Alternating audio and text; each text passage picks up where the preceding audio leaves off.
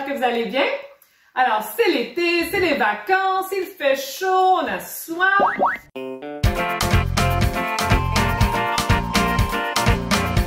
Alors aujourd'hui, j'ai pensé vous présenter notre recette de limonade maison. Tout d'abord, il faut bien se laver les mains. Ah, puis qu'est-ce qu'on met dans une recette de limonade maison? Ben, du citron et des limes. Est-ce que t'es sûr? Comme du citron. Ah! Alors, qu'est-ce qu'il y a dans notre recette, à part le citron et la lime? Il y a 5 tasses d'eau, une tasse de sucre, et pour la décoration, des tranches de citron et des tranches de lime, un peu de menthe, et pour finir, de la glace pour garder le tout bien froid. Cool. Alors les filles, on commence? Oui! C'est parti!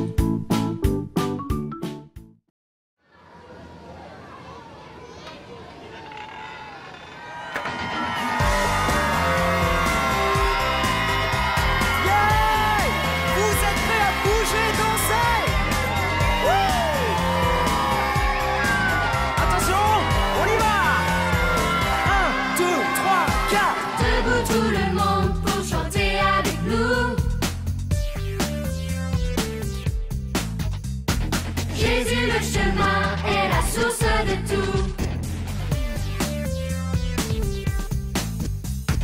À chaque moment, tout au long de la journée, dans mon cœur brûle un feu que je dois exprimer. Et moi, je te loue, Seigneur, chaque jour, à chaque heure. Et toi, tu me rends libre et me fais crier.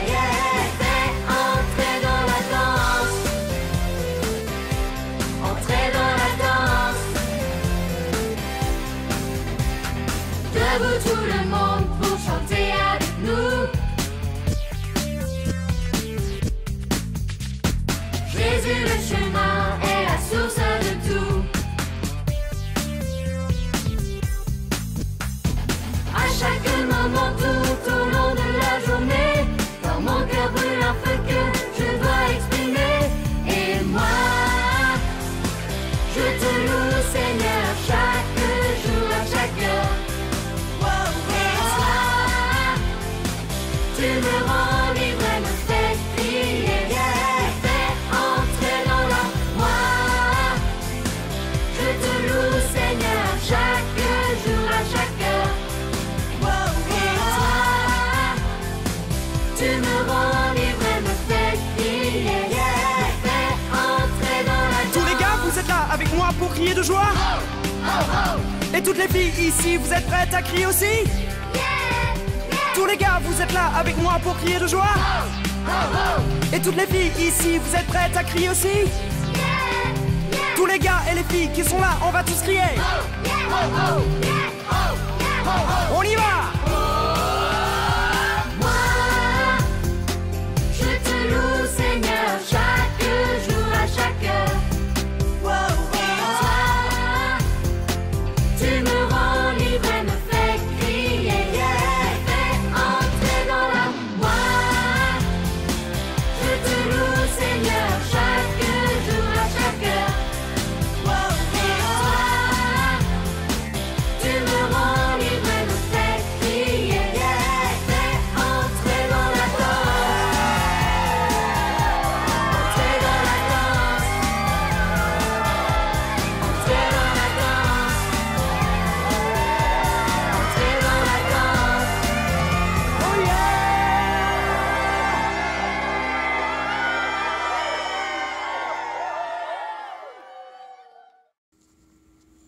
Et les enfants, dans la Bible, il est écrit « Chantez à Dieu en son honneur un cantique nouveau.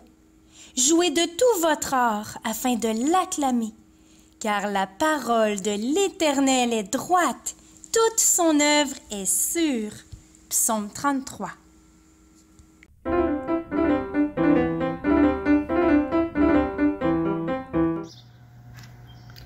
Jean 1,12. À tous ceux qui l'ont reçu, la parole, la lumière, à ceux qui croient en son nom, Jésus, elle a donné le pouvoir de devenir enfant de Dieu. Jean 1,12.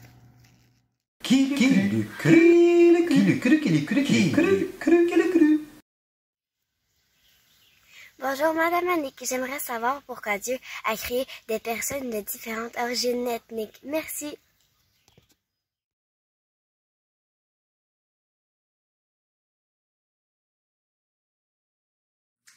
Peux-tu t'imaginer un monde dans lequel chaque personne serait identique? La même taille, le même poids, la même couleur de yeux, la même couleur de cheveux? Ce serait certainement très ennuyeux, mais aussi très mélangeant. En effet, comment est-ce qu'on pourrait distinguer les uns des autres? Non, Dieu a plutôt choisi de créer chaque être humain complètement différent des uns des autres, tant physiquement qu'au niveau de la personnalité et des goûts. Certains sont grands, d'autres plus petits. Certains ont la peau claire, d'autres la peau plus foncée. Certains ont les cheveux pâles, lisses, roux, frisés. Certains aiment le sport, d'autres la musique ou les arts. Chaque personne est unique et spéciale aux yeux de Dieu. D'ailleurs, le roi David a loué Dieu dans le psaume 139 de ce qu'il était une créature si merveilleuse. Mais même si nous sommes tous différents, la Bible dit que nous formons un seul corps en Jésus. Dans Colossiens 3,11, il est écrit qu'il n'y a plus ni juif, ni grec, ni circoncis, ni incirconcis, ni étranger, ni esclave, ni homme libre. Ce qui compte, c'est le Christ qui est tout en tous. À la semaine prochaine!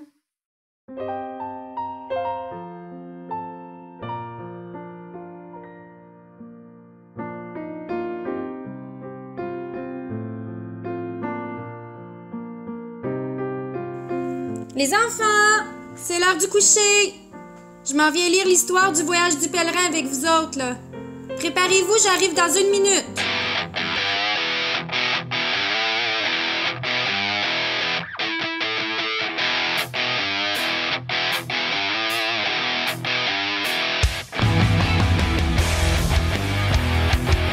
Les enfants, c'est l'heure du coucher.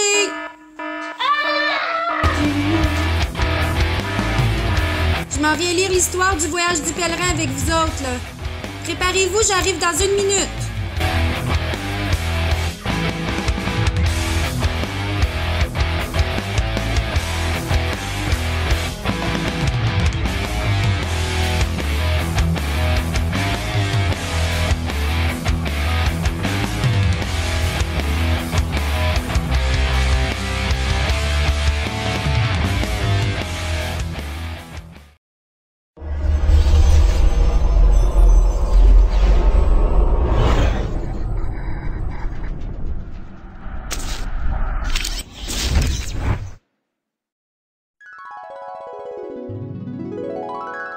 Le voyage du pèlerin.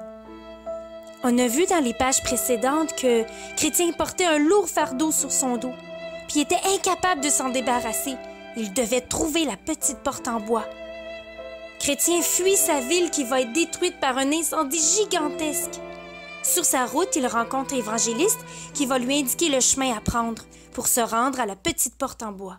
Mais Chrétien, poursuivi par des amis, se laisse tenter par un mauvais sentier. Il finit dans le bourbier du découragement.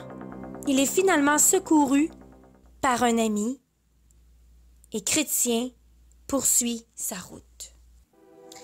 Chrétien rencontre Mondain. Pourtant, tous les tracas de Chrétien étaient loin d'être terminés. Il rencontra un homme appelé Monsieur Mondain qui habitait tout près de là, dans la ville nommée Sagesse du Monde. Aussitôt, il demanda à Chrétien, « Bonjour, où allez-vous ainsi avec ce fardeau? » « À la petite porte en bois. »« N'avez-vous pas une femme et des enfants? »« Si, mais mon fardeau m'empêche de les rendre heureux. »« Qui vous a conseillé d'entreprendre un voyage aussi périlleux? »« Un homme appelé Évangéliste. »« Ah, je vois. Celui-là, il envoie toujours les gens s'égarer par là. Il n'y a pas dans le monde de route plus difficile. D'ailleurs, à voir vos vêtements couverts de boue, je peux déjà dire que vous êtes tombé dans le bourbier du découragement. Mais ce n'est qu'un début. Il y a pire sur le chemin. Des lions, des dragons, l'obscurité, la mort. N'allez pas risquer votre vie en vous fiant à un homme aussi étrange. Non, écoutez-moi, reprit M. Mondain. Après tout, je suis plus âgé que vous. Dans le village tout près d'ici, allez donc trouver M. Loy. C'est un expert pour aider les gens à se débarrasser de leur fardeau. Il a guéri plus d'un homme accablé. Chrétien quitte le chemin. Chrétien se laissa tenter par les bonnes paroles de M. Mondain et décida d'abandonner le chemin qui allait tout droit. « De quel côté est la maison de M. Loy? » questionna-t-il. « Vous voyez ces montagnes? Quand vous les aurez dépassées, vous trouverez M. Loy dans la première maison. » Hélas, M. Mondain avait indiqué une bien mauvaise direction. Pourquoi avait-il oublié de préciser que les montagnes étaient aussi effrayantes? Elles surplombaient la route d'une manière si vertigineuse que Chrétien avait peur de recevoir quelques gros rochers sur la tête. Pire encore, des fusées de feu éclataient de tous côtés. Avec son fardeau, Chrétien risquait à tout moment de tomber et de mourir brûlé vif. Il se mit à trembler de tout son corps. Chrétien est honteux. Juste à ce moment-là, Chrétien vit Évangéliste. Il avait l'air si indigné que Chrétien rougit de honte. « C'est bien toi qui pleurais près de la cité de la destruction? »« Oui, monsieur. »« Ne t'ai-je pas envoyé vers la petite porte en bois? »« Oui, si, monsieur. »« Mais comment as-tu fait pour te détourner du droit chemin aussi rapidement? » Vous savez, monsieur, j'ai rencontré un homme qui m'a laissé croire qu'un habitant de ce village pourrait me délivrer de ce fardeau. Il m'a affirmé que cet homme me montrerait un moyen bien plus facile que le vôtre pour m'en débarrasser. Je vois. Tu as préféré écouter les conseils de M. Mondain plutôt que ceux de la parole de Dieu. Mais M. Loy ne te sera d'aucun secours. Il est juste capable de te faire de beaux discours. Tandis qu'il parlait, on entendait des coups de tonnerre assourdissants. « J'ai été stupide d'écouter M. Mondain !» s'exclama Chrétien tout en rebroussant chemin rapidement. C'est seulement en retrouvant le bon chemin qu'il se sentit à nouveau en sécurité. La porte en bois. Chrétien arriva enfin à la petite porte en bois. Hélas, elle était fermée. Il entendit soudain une flèche siffler à son oreille. Il jeta un coup d'œil derrière lui et vit un château en haut de la colline. Il aperçut de sombres silhouettes qui guettaient du haut des tours. Sur l'écriteau cloué au-dessus de la petite porte, on pouvait lire « Frappez et l'on vous ouvrira ». Sans attendre, Chrétien frappa aussi fort que possible. Une nouvelle flèche le rata de peu. « Qui est là ?»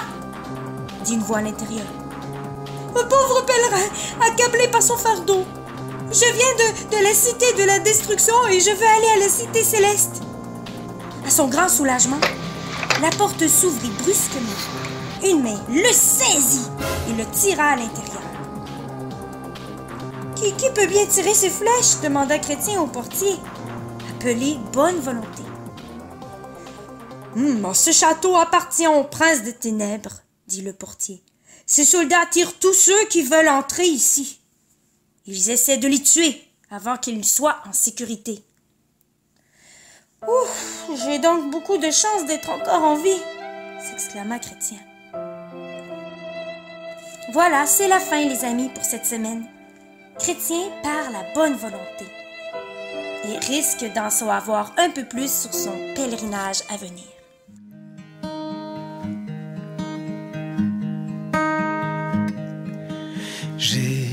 Jésus-Christ reviendra, sa promesse est certaine. Ses enfants, il prendra à sa venue soudaine.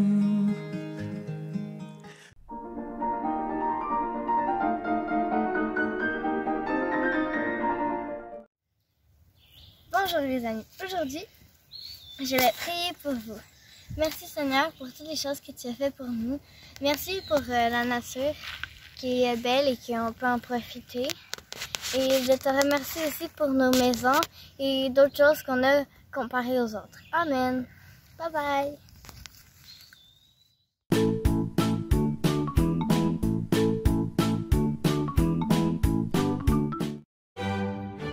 Alors, après avoir fait une bonne limonade, quoi de mieux que de la boire en famille? Santé!